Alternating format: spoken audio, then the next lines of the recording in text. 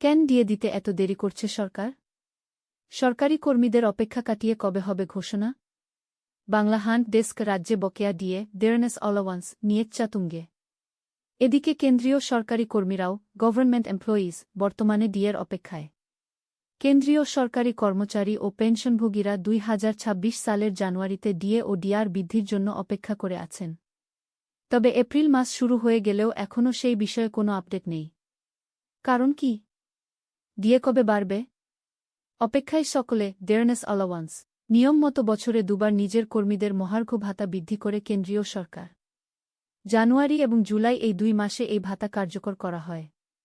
যদিও ঘোষণা কয়েক মাস পরে হয়।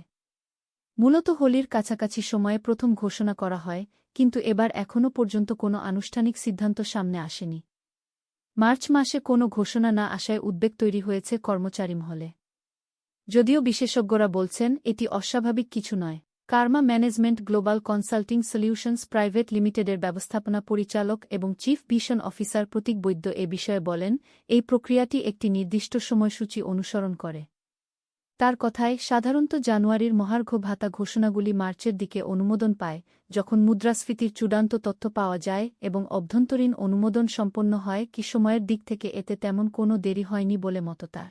বৃহত্তর অর্থনৈতিক পরিস্থিতিও ডিএর ক্ষেত্রে সময় নির্ধারণে ভূমিকা রাখতে পারে বলে মনে করা হচ্ছে। তিনি আরও বলেন, ডিএ নিয়ে সরকার দ্রুত ঘোষণা না করে বরং ধাপে ধাপে তা করতে চাইবে। সরকার তাড়াহুড়ো না করে এই সংক্রান্ত সিদ্ধান্তগুলো ধীরেসুস্থে নিচ্ছে, যদিও হিসাব নিকাশ আগে থেকেই করা আছে বলে মনে করা হচ্ছে। কতটা ডিএ বৃদ্ধির সম্ভাবনা? শিল্প শ্রমিকদের জন্য সর্বভারতীয় ভোক্তা মূল্য সূচক সিপিআইডব্লিউ অনুযায়ী মনে করা হচ্ছে এবার মহার্ঘ ভাতা বর্তমান 58% থেকে 2% বৃদ্ধি পেয়ে 60% হতে পারে। বর্তমান 58% ডিএ পাচ্ছেন কেন্দ্রীয় সরকারি কর্মীরা, যা জানুয়ারি থেকেই লাগু হবে। সূত্রের খবর, কমপক্ষে 2% ডিএ বৃদ্ধি করা হতে পারে এবার। সংবাদ বুলেটিন।